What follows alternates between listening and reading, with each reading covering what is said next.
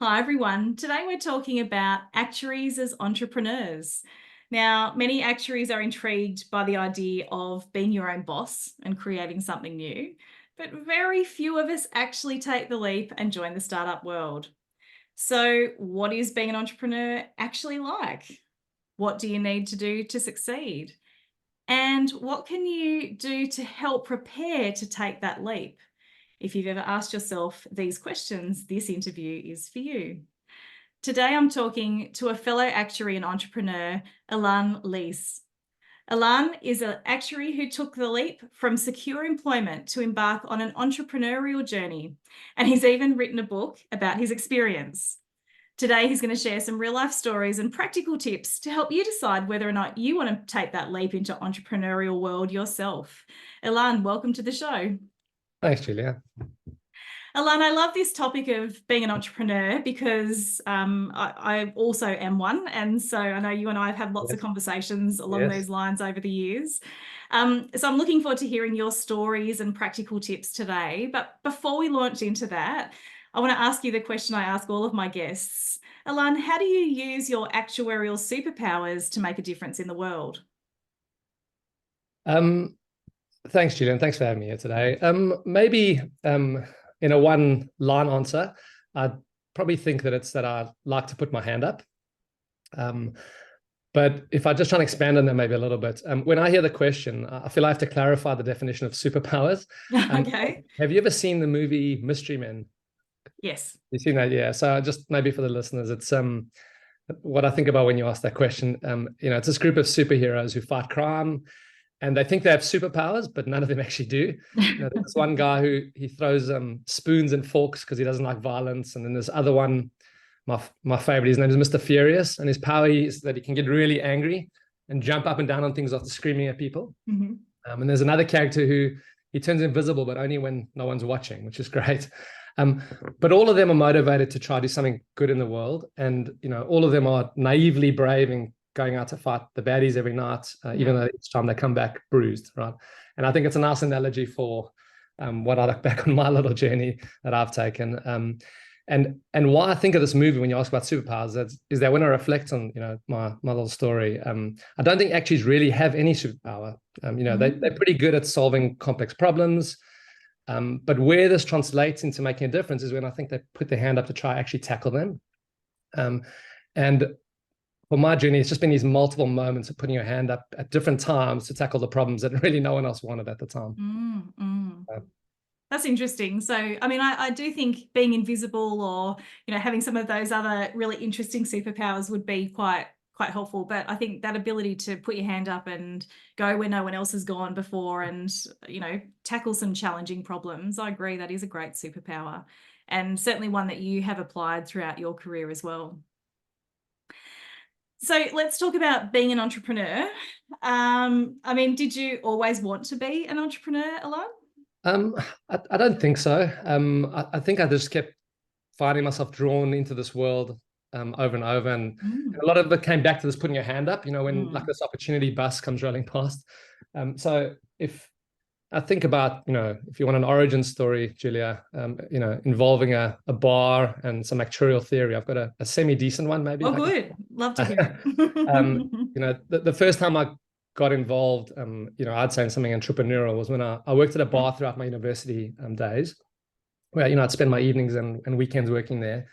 And then one day the owners came past to, the whole, group and said, they want to open up a new franchise somewhere. And it was a few suburbs away. And, I put my hand up. There was an Mm, opportunity bus right there.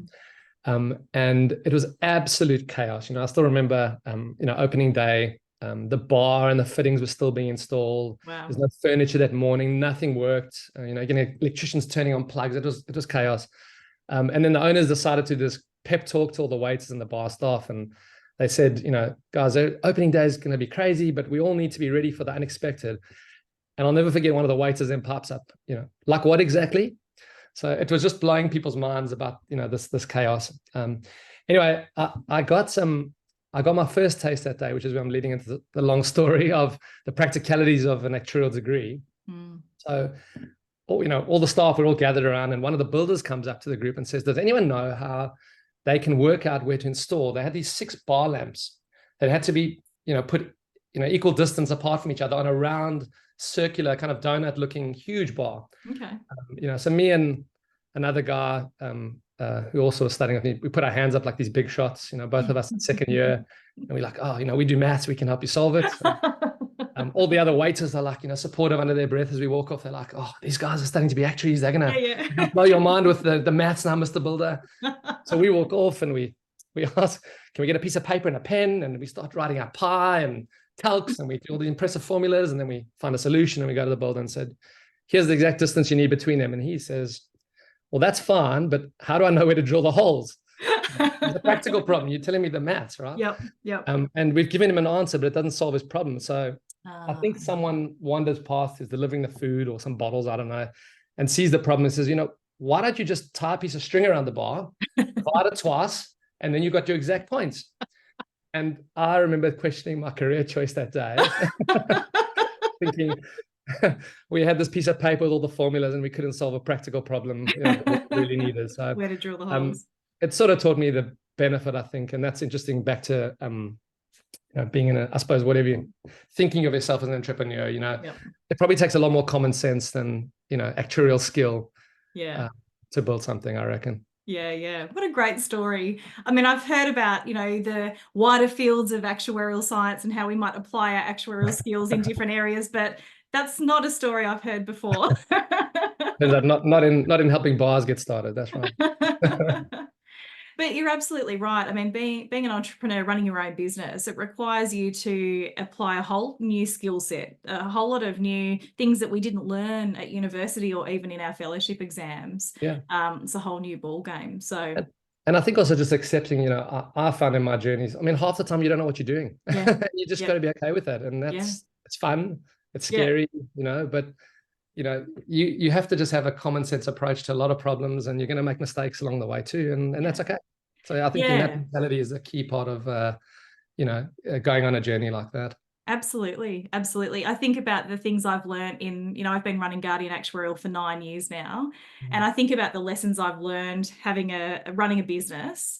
They're lessons that I couldn't have possibly learned in the corporate world as an employee. Right. So it's definitely a lot of learning. And if you can be comfortable with that discomfort, then there's a lot of opportunity to learn new things. And fun. Yeah. Right. So, I mean, you did have a corporate actuarial career before your current role as a startup founder at Retender. What was the hardest part of leaving stable employment and growing that business from scratch? There are a lot of hard parts. It's not one thing, I think. It's probably, I'm just going to reflect back on, I've actually been very lucky to, I think I've been part of this kind of experience a few times now, about 4 times. And each time has been just varying degrees of risk and the roller coaster, So opening a new bar wasn't really a risk, right? Because I could have just gone back to the old bar or a new bar somewhere else. The second time I was involved in a business that, was kind of doing something different, it was funded by this huge insurer, and, they would have just redirected me as a young actuary somewhere else in the machine if it failed. The third time, was part of a big company looking to expand into a new market. And, there's lost elements, or certainly elements of lost stability, and lots of high risk, but we had all this foreign capital, and we had these really talented people I got to work with. So, again, different type of risk. Different levels. And then maybe my last time, as you talk about Retender and the journey me and the team we've gone on, this was actually all on my own. There's no fallback, there's no funding, way more elements of not knowing what the hell I was doing half the time, maybe 3/4 of the time. I'm not sure what the stat would be. So maybe if I think about, your question, Julia, in the context of that, this latest one, I think this will be consistent with a lot of people I've, like you, and you talk to. It's this overwhelming fear of failure, probably tops my list. And you also struggle. There are other things you struggle to get your head around, the practical decisions like financial impact on you and the family, what you doing this will mean to the family and the way you're going to be in the family, right? Your brand, your confidence, stress levels you're creating for yourself, which you don't have, you think you don't have, and so on. Interestingly, I found that fear, though, when I look back, it can actually be channeled in a good way. So I had this fear of failure, but I actually had a bigger fear that what if I didn't do it and someone else did it? How would I feel That, if I like saw fear that of happen? missing Right? out. Yeah. Yeah, and that actually worked, countered the fear of failure for me a long Right. way. And maybe the other thing I think that I really benefited from, it was how to get around that fear, I guess, was just making sure I had an out. And by out, I don't mean, I've lined up another job. I mean that I decided early on that, if the idea and what I wanted to do miserably failed, I wanted to just have a story to tell one day, and Okay. my out was going to be a story about at least trying. And I got to tell it many years later. I'm luckily telling it still today. It's in that book you kindly mentioned, which is probably the least read book in actuarial circles. Um, but I will have you know that at about 4:30 a.m., sometime back in May 2022, it was the fourth most popular business book on Amazon. I don't know if you know that. Wow. And I think What? it's because my mom bought 10 copies that night. The algorithm realized that judges there's a trend in sales, and she actually, Julia, she actually wrote a review on the book, um, thinking that her name wouldn't pop up. So I've got Oh, this review there saying, "What a wonderful book! Ilan is amazing," and yep. then it's by my mom's name. I'm not sure quite she got the idea of independent book reviews to down. Sorry, so I've Oh, digressed a bit, but hopefully it gives you a bit of background around what I find hard. And fear yeah. is there, but you've got to just channel it in a good way, I think. Yeah. Well, you've reminded me that I need to make sure I have put a review on your book, Ilan, because I read it and enjoyed it. I read it in one sitting one day because I can really relate to that fear of failure. And especially I think in the actuarial profession, it's so small. Everyone knows everyone. And there's always, I don't know about you, but that fear of, well, what if it crashes and burns and everyone knows? And now I think Exactly. really that's probably an inflated sense of self because really we're all just worried about ourselves. No one's worried about what Julia Lessing's doing. Exactly. I agree. I agree. But, I um, worry what you're doing. I mean, but I agree when mm, you're talking the context of me, absolutely. yeah, yeah. But I can relate to You that. think people care more than that, and they don't. But Yeah. you worry more about yourself. Yeah, I think so. I think Yeah, so. yeah, But I think that fear of failure, I think we can all relate to. Even if we've gone through our part 3 exams or our fellowship exams and had some character building failure through those exams, we're not used to, we're all smart actuaries. I'll make that assumption. Failure isn't something that we have a lot of because we're hardworking. We're, again, generalizing here, but all the actuaries I've met are intelligent, hardworking, and succeed because we apply ourselves. And so there is that fear when you make that leap from secure yeah. employment. Yeah, no, spot on, spot on. Yeah. And I mean, I try to tell the story at a point in time in that book, as you know, that it's when everything's a bit raw and it's a bit real and not, you read too many of the stories 20 years later, right, that tell Yeah. you when they know it succeeded, here's all the reasons it Yes. succeeded and how clever was I, and blah blah blah. But Yeah. actually reading something right in the thick of when you have no idea whether it's going to work or not, Mm. hopefully, those are the things I think people should seek out, Mm. if they're going on these journeys to understand really what happens, how raw it is, and Mm. Mm. upsides, downsides. It's worth understanding, and that sometimes that understanding motivates you to try. Yeah, So yeah, definitely. And I don't know of any entrepreneurs who have been successful and lasted the distance without living through some of those troughs, those low points, and having to work through those without throwing in the towel. yeah, And let's be honest, from a financial risk perspective, as actuaries, it's not very risky being entrepreneurs. We could go and take actuarial jobs if it all fell apart, but that's not always the risk that we're worried about, is it? yeah, it almost good salaries and whatnot almost discourages actuaries to do it. When I Yeah. think I think actuaries in general might be the best people to go out and start up businesses in whatever field, because they think a certain way. They like Yeah. solving problems, all these things. And it's almost like these salaries are holding a lot of people back that could Yes. really contribute into the world in a different way. And Yes. that's hard to break that, because there's a practical reality, of course, financially. But you make choices. We did. We cut back Yep. on everything. We Yep.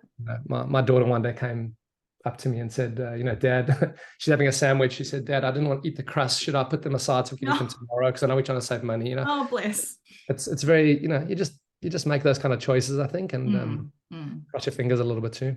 Yeah, that's right. I guess as an entrepreneur, you're backing yourself. You're taking a risk on you, making a bet on yourself and Yeah. your ability to navigate that, and for that to pay off. But at worst, if you think like an actuary about long-term, income streams, you fall back on being an actuary and you go Yes. get an Hmm. actuarial job again. So, it's Yeah, not that's like right. an That's right. indefinite, if I make this choice, I will never come back Yeah. to being an actuary and all the benefits of, Yeah. the actual profession, traditional role that you could do. So, Yeah, yeah. It's not an irreversible decision, is it? That leap. otherwise, Yeah. yeah, that's And right. I agree with you. I think actuaries are well placed to run businesses. I mean, we're trained in pricing, in reserving, Yes. in risk management. I mean, those are three fundamental skills that any business owner Spot on. needs to be able to Spot apply. on. So, but I mean, what other supports did you find helpful aside from making sure we're saving crusts for tomorrow and Yeah. overcoming that fear? What did you find helpful as you learned how to grow a business?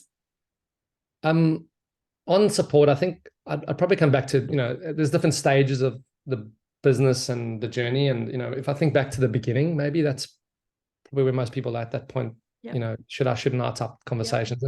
And I think I had two main support moments, I guess I can call them, at the beginning of the journey. The first was actually my wife. And it's what she did was interesting. She, didn't rubbish the idea when I told her about it one morning.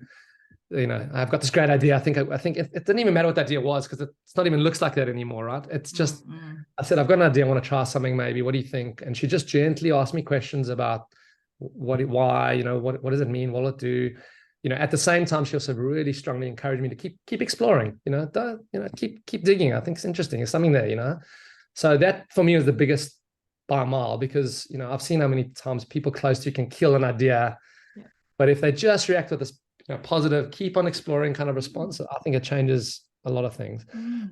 Um, the second person up front, I think, was someone I contacted early on in the industry I trusted, and I ran him past the idea and what I thought I might do. And he did something quite interesting. He said to me, can you explain to me your idea? And I came with all these slides and whatnot. And he said, can you just explain to me your idea in a few lines? And I absolutely fluffed it. I made such a mess Yeah. of explaining it. And he didn't say, didn't dismiss it up right then. He just said, keep going. Can show me your slides, fine. And, he said to me that day, he said, look, I don't think, Ilan, you've nailed it, but here's some feedback. Take it away. Come back to me when you're ready. I want to hear it again. And I actually went back to him 3 more times. Can you believe that? Over the next Wow. weeks. And again, that made me, just rethink what I was trying to do, how to explain it simply. He had that experience in the industry. So trying to find those kind of people who, out there who have some experience with whatever, right? It's important. And it wasn't just having someone like your wife or your mom, Yeah. in the example of my book, who believes in you no matter what. Yeah. But you actually need people around you who are prepared to challenge you honestly. So I Yeah. think, those two. Then I think through the journey, I mean, I was very lucky to find a very amazing, talented partner early on who he gets my title of nicest actuary in the world. And I had help from people who, they had really no business helping me, but they just went out of their way to, just do little things like, you find a friend who knows about IT. I don't know, how do you set up an IT system? A financial advisor helped me set up a business, structure and the legals. And there's a lawyer who, she said, come use our offices if you want, while you're getting going. And she helped me write the first NDA. And, they just took a few minutes of their day. It wasn't a big ask. Yeah. I didn't ask for those things. And, just helped me want to build something. And maybe the last thing I'll mention maybe is, I also came across a bunch of, just occasionally, there are many more that don't, but then there occasionally the few who do, just a few senior people who, hear what you're trying and then think to themselves, hey, how can I help this person talk to one more person? And they open up their contacts just to another conversation, right? Yeah. And, that there was one actuary, I didn't know well at the time, but, she put me in contact with a super fund who later became one of our clients. And, I think all of these were just these acts of kindness and generosity and thinking about the community and wanting to see the world build something new, just kind of gives you a nice feeling, a warm feeling about what's out there in the world. And I didn't know any of that until I was out there, if that makes sense. So, Doing it. Yeah. I think in the question of support, I mean, I'm so grateful for a lot of people. You don't think you're going to get the support, but you'd be surprised. And that's what I was. Yeah, so it sounds like you've had a lot of support then, Ilan. You've had Mhm. the support of your wife. I mean, that's sometimes that's the hardest stakeholder to get on board, right? I mean, your Oh, partner, people that actually there's skin in the game there because you've got a role to play that affects sure. them.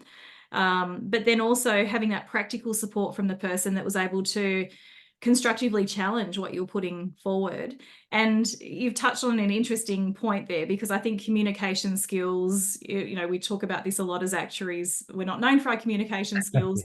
I Yes. think in a workplace, sometimes we can still get around that, or we get taught that, or people Yes. actively teach us how to do that. When you're an entrepreneur, you sink or swim based on your communication Yeah. skills. If you can't get your message out, you're not going to have any business. You're not going to have any, that's it. So Yeah. I think But that's but you powerful. also you learn, right? I mean, I also think you don't need to jump into thinking if I don't have amazing communication skills or not, it won't work. I Mm, think people are supportive and they, mm, you know, and you can be authentic and say, like, I'm terrible at marketing. I don't know how to do this, yeah, like, can you help me? And it's that asking for a little bit of help and them realizing, hold on, yeah, yeah, you're not coming up with a polished, perfect presentation because you don't do that all day. You come you from this don't. world. Yeah. And I think you learn and you get better and better. And that's maybe another benefit of the world where you're getting other skills you never had Mm, before. And you're only getting them because you jump into the deep end and yeah. prepared to make a few mistakes. The first pitch you do is a disaster. By the 10th one, it's easier. Right? It's no different to when you You're might go for learning. an interview. Yeah, yeah, Yeah. absolutely, absolutely.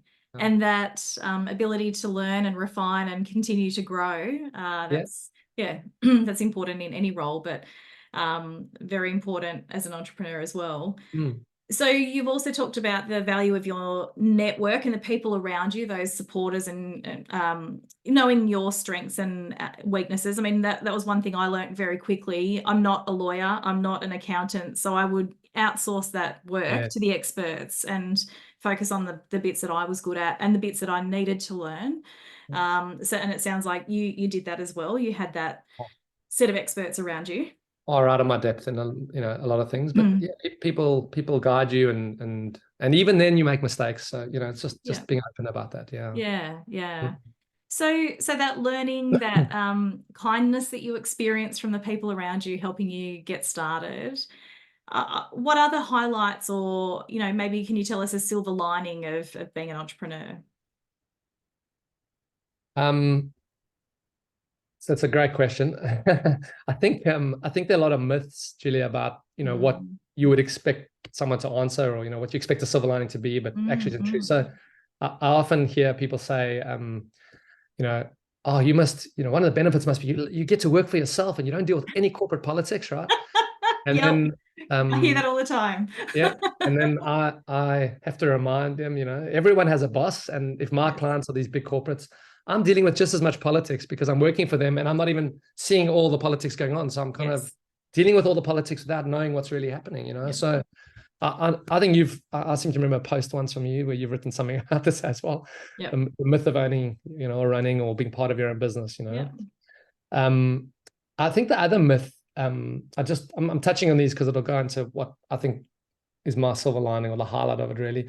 The other myth I think is that an entrepreneur has to be someone who's dropped a more traditional corporate job to start a business from complete scratch with no income, right? So I Right. think I think there's a spectrum here. You can be an entrepreneur in a very large organization, and I actually think you're more valuable to that company because you can be bringing a different energy and a different diversity of thought to the machine, and Mm, you can be a kind of person who wants to put their hand up to tackle some big problems, right? And that yep. so when you think about being an entrepreneur, you don't have to be doing the fintech startup Shut up. technology a Yep. black t-shirt wearing world. You Yep. can be an entrepreneur in a big company. It's what you choose to tackle, and I Yes. think whether you put your hand up to tackle those big problems that everyone else doesn't want to really take a risk on touching.